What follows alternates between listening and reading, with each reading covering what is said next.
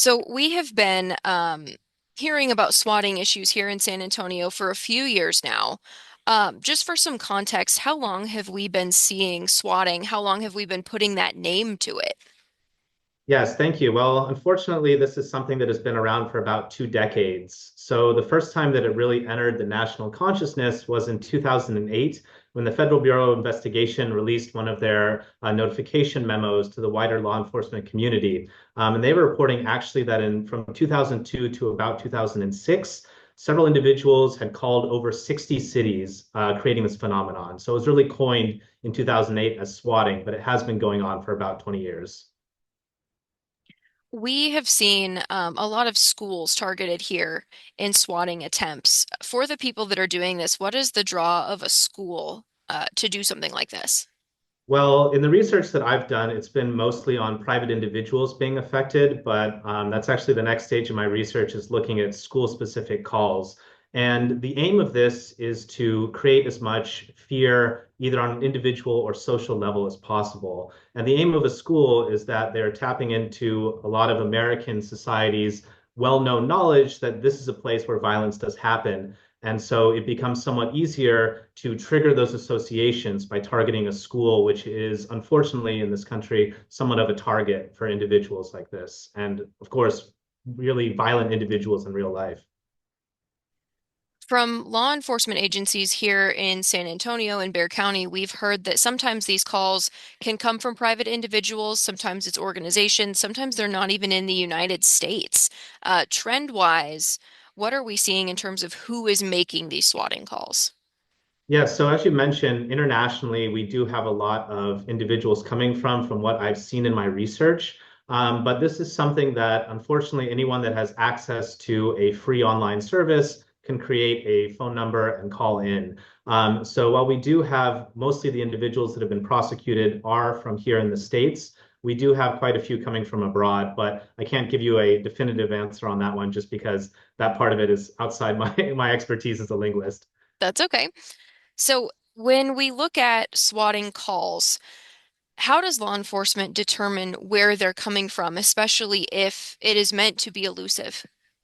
Right. Well, I mean, most, communication centers in a 911 have the ability to geolocate where the call is coming from when a phone number is associated with an address, or if they have a specialized system to determine roughly what the coordinates are. One thing I do want to stress that in my research looking at these calls, even though I focus on the language, we've seen how technologically sophisticated they are, which means that because of these free online services, they're able to spoof or create a fake address of their actual target location. And this is something that we can't just use, unfortunately, relying by looking at, in that system itself and say, oh, the call center says it's at this address. I'm not sure that 911 call dispatchers can always trust that, unfortunately. What does the process look like for law enforcement as they're trying to figure out where these calls are coming from? Well, the fascinating thing is that these calls really follow the typical structure of a 911 call in terms of its organization. And as we've studied 911 calls and their language for about 40 years from linguistic perspectives, we found that there's a five-part structure to these calls where you've got the call opening, 911, what's your emergency? The caller then makes a request, which can be sometimes like a little story or just directly say, I need police, ambulance, fire. And then there's this question and answer period. And for 911 dispatchers, the most important information they can get is where is the location.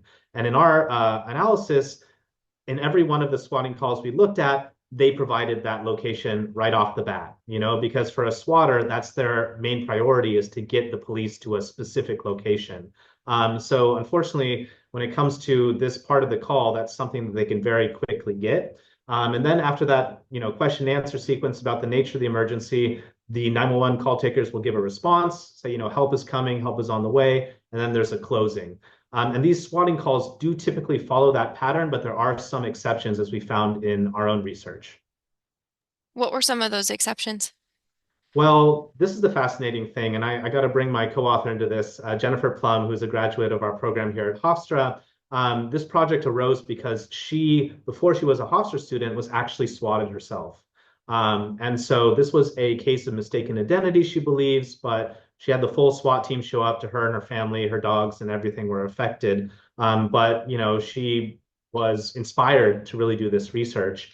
And one thing that we found is that unlike a typical 911 call where a 911 dispatcher will work to sort of calm the person, try to mitigate their emotions in order to have a successful call, one thing that these swatters will do in 12 of the 15 calls that we looked at, it was a small sample because we could only find publicly available audio, but we saw that in 12 of those calls, instead of kind of calming down in response to these moves, they would then escalate the emergency. So instead of like, if they're pretending to be a perpetrator, saying like, yeah, I'll wait for the police or something, they'll say, oh no, I'm going to shoot X. And that can be a girlfriend, a child, a vulnerable victim. There are other ways of doing this, however, such as threatening self-harm, referencing mental health, essentially kind of triggering the expectations of a call taker for someone that is unstable and would warrant a SWAT team response. How does that research have the potential to help 911 dispatchers and police try to figure out what is swatting and what's not? Thank you for bringing that up. And this is still an ongoing project. So as I mentioned, I'm looking at school swatting incidents in particular. But one thing I do want to caution against is using my research or other linguist research as a checklist, because when you kind of go down a list and say, this is a caller being truthful, this is a caller who's a swatter, that means that unfortunately in real cases, you could not have a SWAT team sent. And so I think the biggest practical implications of our research is that law enforcement needs to, if they have a suspected swatting call, if you're a dispatcher, consider triangulating the information. As you solicit the information, try to get some info about what is the appearance of the location, kind of telling us something about their house so that the people on scene can verify if they actually are there and know what it's about.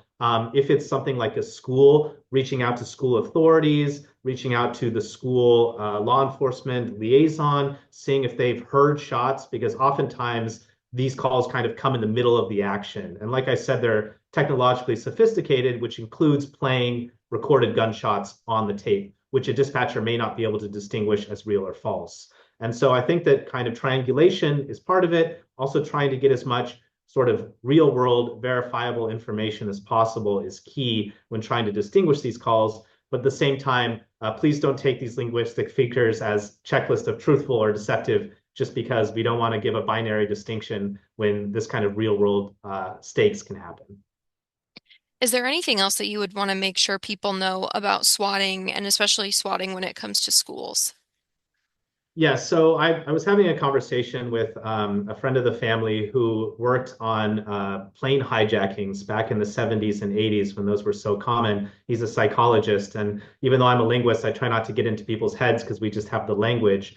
And he, in his opinion, mentioned this was sort of a form of social contagion, in that the more that people hear about swatting, unfortunately, the more bad actors will realize that this is something that can be a prank, not just a prank, but a criminal activity or a kind of social justice idea of targeting a politician they don't like.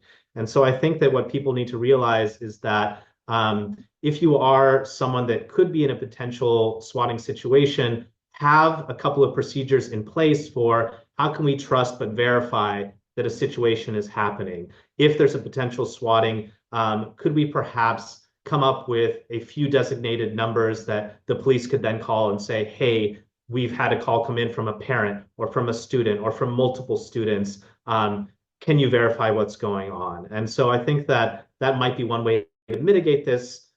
Several states have made this a misdemeanor, but it's part of that kind of big umbrella of laws of making a false police report or calling 911 and lying on a 911 call. So it could be that maybe deterrence will go through the legal methods, but I think that what people should know is just that unfortunately swatting is something that is easy to do, and we just need to prepare ourselves as a society to deal with this contagion until it eventually will go away through our efforts of